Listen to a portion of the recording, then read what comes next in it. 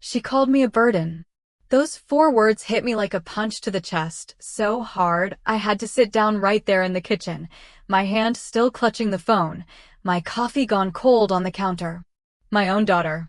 The girl I'd rocked to sleep through colic, driven across 3 states for college tours, called at 2 a.m. when her first marriage fell apart. And now, at 68, I was a burden. I'm Eleanor Whitmore. I live in a quiet neighborhood in Asheville, North Carolina, in the house my husband Frank and I bought in 1982. Back then, it was a fixer-upper with peeling paint and a leaky roof. Now it's got fresh siding, a wheelchair ramp Frank insisted on installing after his stroke in 2015, and a garden I still tend every morning, even if my knees ache and my hands tremble more than they used to. Frank passed last spring, peacefully in his sleep. But peace didn't follow. Not for me. Not for my daughter, Claire. Claire lives in Atlanta, 2.5 hours away by car, though it might as well be another planet. She's 42, divorced, with 2 kids, Lily, 14, and Max, 11. She works in marketing, always on deadline, always swamped. I get it. Life's busy. But after Frank died, I thought, well, I hoped things would change. That we'd lean on each other. That she'd need me like I needed her. Instead, I became the problem. It started small. A missed birthday call. A text that said, "Mom, can you not send so many photos of the garden? It's overwhelming." Then came the real blow, the argument about moving. "You can't stay in that big house alone," she'd said during one of our increasingly tense Sunday calls. "It's not safe. What if you fall? What if you—" I have a medical alert bracelet I cut in. I have neighbors who check in. I have Meals on Wheels twice a week. And I have my mind, Claire. I'm not helpless. "But you're lonely," she insisted, voice softening for a second, just long enough to make me think she cared. "You'd be happier in a community. Somewhere with people your age." "People my age?" I shot back. "You mean people waiting to die?" Silence. Then, "That's not fair, Mom." "No," I said. "What's not fair is you acting like I'm a chore. Like I'm something you have to manage." That's when she said it. "You don't understand how much this is costing me, emotionally, financially. Every time you refuse help, it's like you're choosing isolation over us. And honestly, it feels like you're punishing me." I blinked. "Punishing you? For what?" "For not being perfect. For not living up to your idea of what a daughter should be." And then, voice cracking but sharp as glass, "Sometimes, Mom, you feel like a burden." I didn't respond. Couldn't. I just hung up. For days, I replayed those words. In the shower. While folding laundry. As I stared at Frank's empty chair at the dinner table. Was I really that much trouble? I paid my own bills. I didn't ask for money.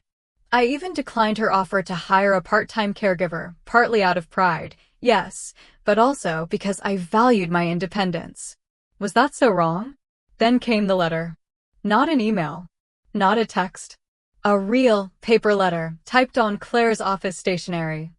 It said she'd spoken with a senior living advisor and found a wonderful assisted living community just outside Atlanta. Private room. Full care.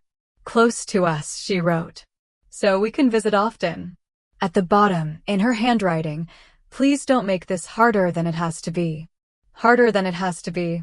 I showed the letter to my neighbor, Marjorie, 72, widowed 2 years before me, sharp as a tack, and the only person who still calls me Ellie, like Frank used to. She read it slowly, then set it down on her kitchen table, her lips pressed into a thin line. "She's scared," Marjorie finally said. "Scared of what? Me dying in my sleep?" "That's life, Marjorie." "No," she said gently. "She's scared of failing you. Of not being enough. And when people are scared, they lash out. Or they try to control things." I wanted to argue.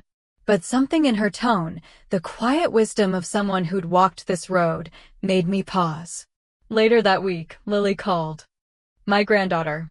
Sweet, awkward, always doodling in the margins of her school notebooks. "Grandma," she said, voice hushed, like she was hiding in a closet. Are you really moving to Atlanta? I don't know, sweetheart. Mom's been crying, she whispered. Like, a lot. She says you hate her. My heart cracked open. Oh, Lily. I don't hate her. I could never. Then why won't you come live near us? I took a breath. Because I'm scared too. Of what? Of losing myself, I said. Of becoming just someone to be taken care of. I've spent my whole life being useful, raising your mom, running a household, volunteering at the library. Now everyone acts like my only value is in how easy I am to manage. Lily was quiet for a moment. Then, but Grandma, we don't want to manage you. We just want you with us. That night, I couldn't sleep. I walked through the house, past Frank's workshop, still smelling faintly of sawdust and oil, past the guest room where Claire slept during summer breaks from college, past the living room where we'd watched Lily take her first steps. This house wasn't just wood and plaster. It was memory. It was identity. But maybe identity could shift. The next morning, I called Claire. She answered on the first ring, voice tight. Mom? I got your letter, I said. A pause. And? I'm not moving to that facility. Her sigh was heavy. Of course not. But, I continued, what if I moved to Atlanta on my terms? Silence. Then, what do you mean? I'll sell the house. Use the equity to buy a small condo, something accessible, near good medical care, but mine. I'll keep my independence. But I'll be close enough that Lily can come over after school. That Max can help me plant tomatoes in the spring. That you can stop worrying I'll die alone in the night. Another pause. Longer this time. I heard her sniffle. You'd really do that? She asked, voice small. I'd really try, I said. But Claire, I need you to meet me halfway. No more burden talk. No more treating me like a problem to solve. I'm your mother, not a case file. She cried then. Really cried. Not the frustrated tears of someone overwhelmed, but the raw, relieved sobs of someone who'd been carrying guilt too heavy to name. We talked for over an hour about logistics, yes, but also about grief. About how losing Frank had left us both untethered. About how she'd felt abandoned when I refused her help, and how I'd felt erased when she tried to fix me. It wasn't perfect. We didn't solve everything.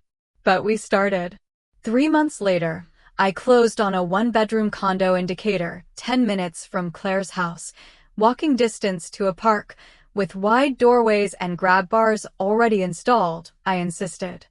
The day I moved in, Lily helped me hang photos. Max built a bird feeder for the balcony.